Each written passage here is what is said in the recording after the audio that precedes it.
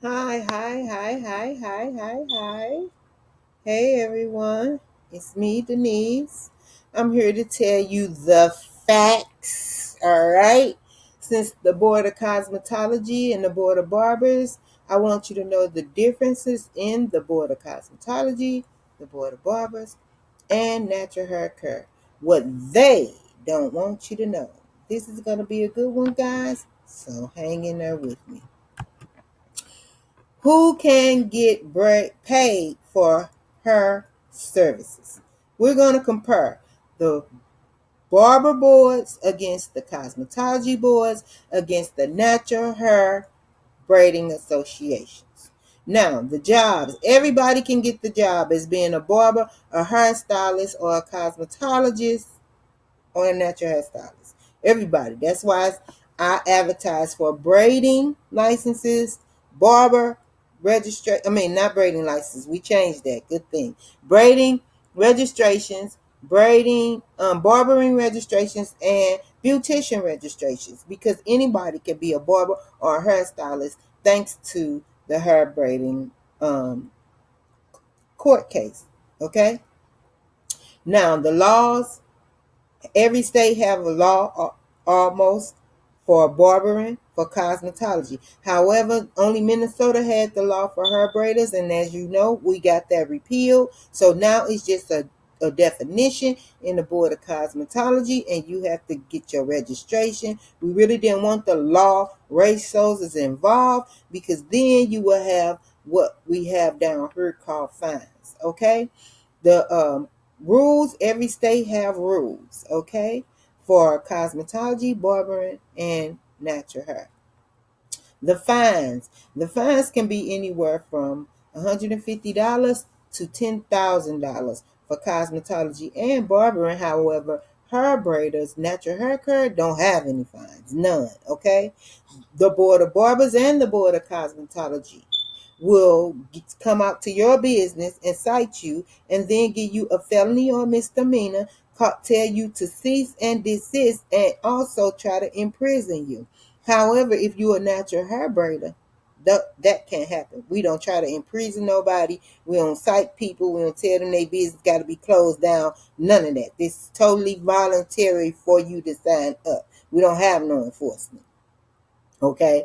Now, everybody, the barbers and the Board of Cosmetology, as well as the hair braider, everybody got what's called simple braiding devices. Simple braiding devices are clips, combs, curlers, curling irons, hair pins, rollers, scissors, needles, and thread. Everybody get to use all of these implements that I'm telling you about, and everybody have to be in control of cleaning them, sanitizing them when they use them. Curling iron so you can curl the hair that you may sew on with the needle. Okay, um, clippies for you to pin the hair down that you may be doing a roller set. That's why you got rollers. Okay, a comb so you can keep it clean by parting the hair. Needles so you can sew the weave on. You may crochet the weave on with the crochet needle versus the suture needle. Thread so you can hold those things together. So everybody got those needles, the scissors so you can shape the hair. Okay, so you could be shaping the customized wigs that you're going to put on top of the person's head with the needles. Okay, so when the Board of Cosmetology is citing people $700, it's only because they don't have the window decals in there or the business sign saying that they are natural hair braiding. They're not cosmetologists. They have to hold themselves out as who they are. Okay, now the blow dryer. Everybody didn't get a blow dryer. As you can see, they stopped the hair braiders from having a blow dryer. The blow dryer belongs to the barbers, to the cosmetologists, and not to the hair braiders. So hairstylists, we don't get a blow dryer. So all these blow dry boys, they supposed to have a cosmetology license if they want to be a blow dry boy and around here blow dry hair. They cannot just say, "Oh, we hair braiding." And we can want to be under the protection of the hair braider because they can't do it. We don't get a blow dry boy. We can go back and ask the judge to give us a blow dryer, awarded in it. But for right now, the blow dryer sits with the Board of Cosmetology and the razor. That brings us to the razor. The Board of Cosmetology and the Board of Barbers, they both have the razor. However, hair braiders use the razor in a comb. They don't just openly come to nobody with no razor doing eyebrows or any of that. Right now, eyebrow razoring is not regulated at all with no one. But let's lead into the next slide where I'm going to tell you the reason why you don't need to stay in your life with these razors around any of these things in red, which are razors and scissors, which are the simple braiding devices, is because there are federal regulations that everybody needs to know and they need to be aware of. And what are those federal rules and laws that cover shops in a salon, shops, suites, spas, schools, everywhere and anywhere? Whether you are a independent contractor or you an employee, you have to abide by the federal, well, let me get this off here, the federal laws and rules around the schools and these shops. The shops are the scissors, the shops are uh, the sharps are the suture needle, as you can see, and the sharps are these razors that people are using for eyebrows. They're using them to thin out the weave. They're using them to cut the weave wealth in half to make it thinner. They're using them on everybody. There is rules around these sharps, okay? And those rules are covered in the laws in the rules that the Board of Cosmetology and the Board of Barber offer when they train their people, as well as those rules are covered in natural hair laws and natural hair rules that are covered as well. Those infection control and safety and sanitation health trainings should be covered when you train. So this is why you have to have either the barber pole hanging, or you have to have your salon license or salon or your personal cosmetology license hanging, or you have to have the window decals as a hair braider or the hair braider's registration. But you have to let them know that you are in some form of an association and that you do have some form of training around these shops and how you're going to use them in the public because of the H's. All right.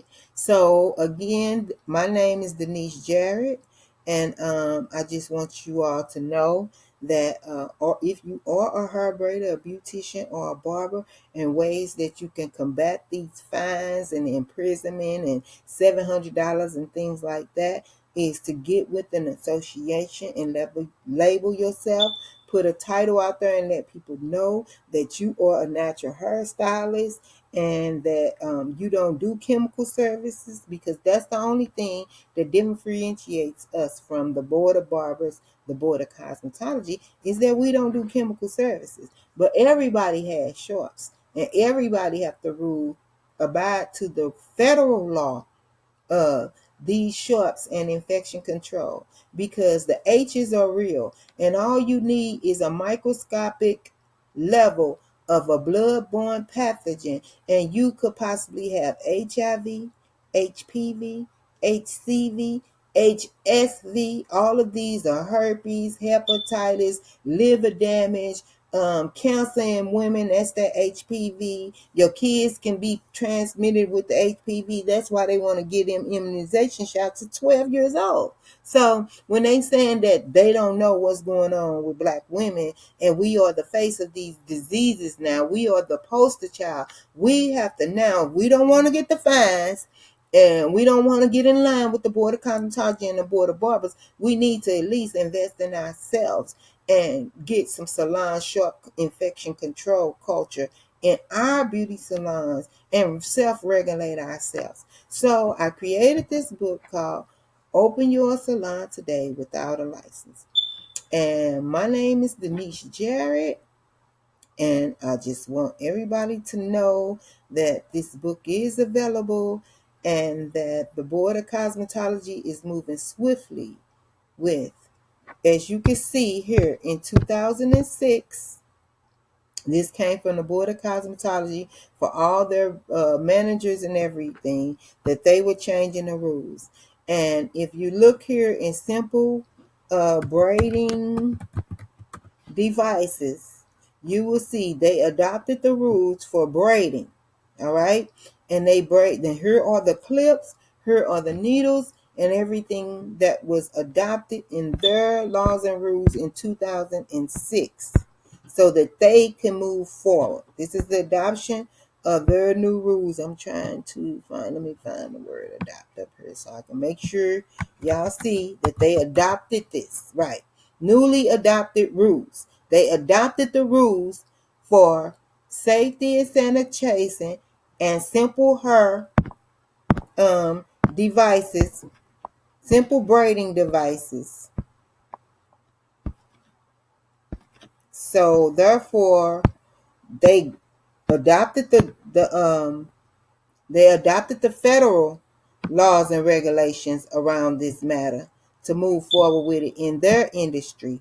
And you have to do the same. You need to adopt it in that culture in your salon if you're going to be using needles, and abide by the infection and health safety sanitation control rules, as well as the blood exposure rules.